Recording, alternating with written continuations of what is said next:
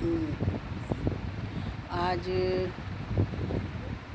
आंदोलनकारी मंच की बैठक थी शहीद स्थल पर, और मैं तैयार तो हो गई थी पर किसी कारणवश मैं वहाँ पर नहीं पहुँच पाई। तो मुझे वो मीटिंग हमारी जो थी आंदोलनकारी मंच की, वो थी 10% आरक्षण के मुद्दे पर। हमारा उत्तराखंड के जो आंदोलनकारी मंच है उसने दायर किया है हाई कोर्ट, सुप्रीम कोर्ट में। तो सुप्रीम कोर्ट में क्यों जाना पड़ा हम लोगों को, ये बड़ा गंभीर विचार है। क्यों कि जो आज सत्ता में मौजूद हैं, जो सत्ता में जितनी भी सरकारें आई हैं, सब सरकारों ने जो था ये हमारे आंदोलनकारियों के साथ में खिलवाड़ किया है। वास्तव में 10% आरक्षण जो था बहुत कम था, क्योंकि हमारे इस राज्य की जो नींव है, जो रीढ़ है, वो आंदोलनकारियों की ही द्वारा ली गई थी। आज अपने हक के लिए, अपने अधिकारों के लिए जो है वहाँ जाना पड़ रहा है सुप्रीम कोर्ट को। बताइए, आजकल कोई भी रोज़गार तो है नहीं। हमारे आंदोलनकारी बच्चे जो हैं वो अपनी घर गृहस्थियों में लगे हैं, और इतना पैसा कहाँ से आएगा, कौन देगा?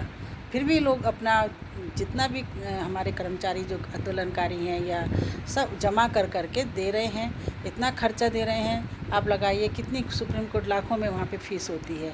तो क्या हमारे ये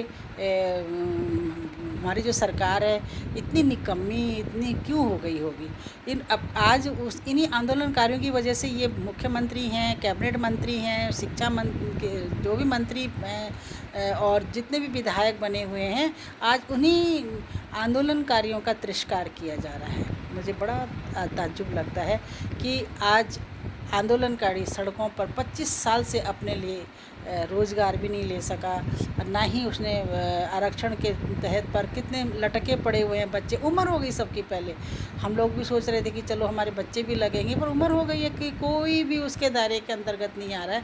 और अब जो कल बच्चे आएंगे तो कैसे करके ये काम करेंगे? और सरकार ने ना इनके लिए कोई अलग से व्यवस्था भी नहीं कर रखी है कि भैया जो बच्चे बेरोज़गार हैं इनको जो है उद्योग के लिए या किसी के लिए भी चलो इनको इतना सारा जो है दिया जाए।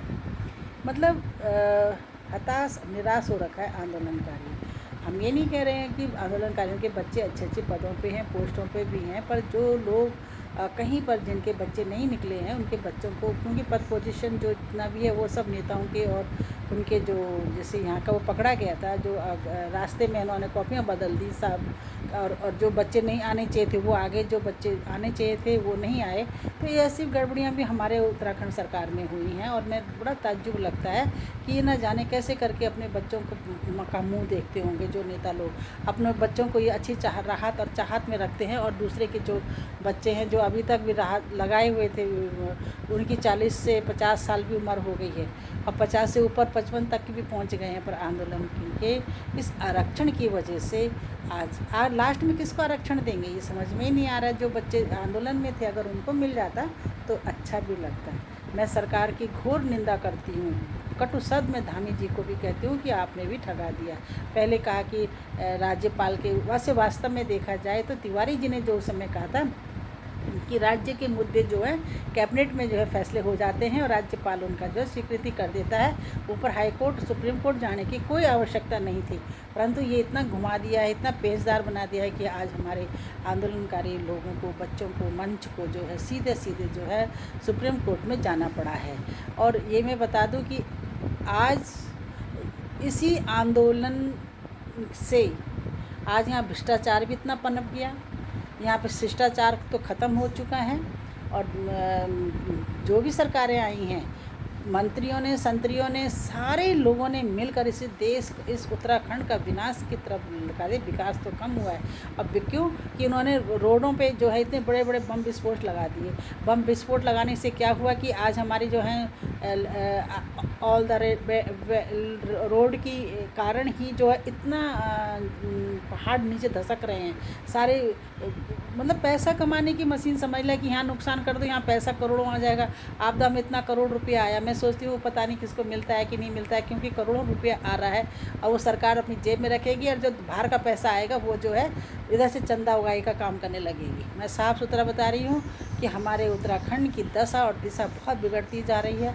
चाहे वो बद्रीनाथ में देखो, केदारनाथ में सोने की दीवारें लगाई थी, परतें बिछाई किसी दानदाता ने, और सरकार ने उन परतों को हटा के वहाँ पीतल लगा दिया।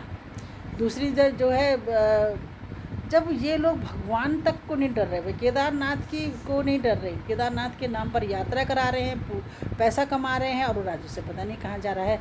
एक दिन देखना